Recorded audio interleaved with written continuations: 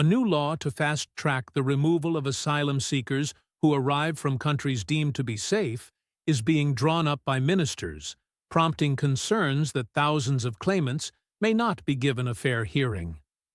Yvette Cooper, the Home Secretary, said she would legislate to speed up the processing, appeals, and deportation of people who should not be sitting in the asylum system for a long time.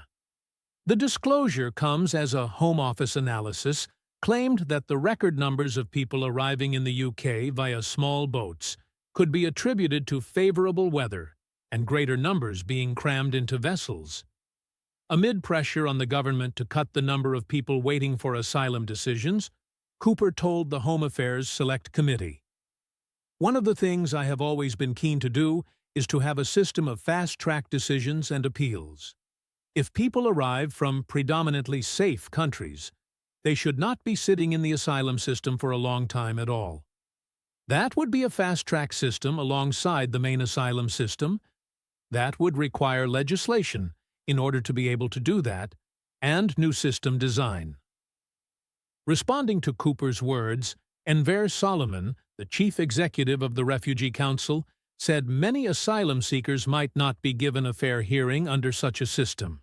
He said, "Some countries may be deemed to be safe by the government, but that does not mean that a person has not been trafficked or persecuted for their sexual orientation or political beliefs.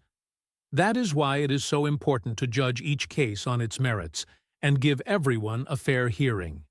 Figures show there were twice as many red days when there are calmer conditions in the Channel, meaning crossings are more likely, in the first 4 months of this year as there were in the same period in 2024. In the year ending April 2025, 47% of boats crossing the Channel had 60 or more people on board, compared with 2% in the year to 2025 April 2022.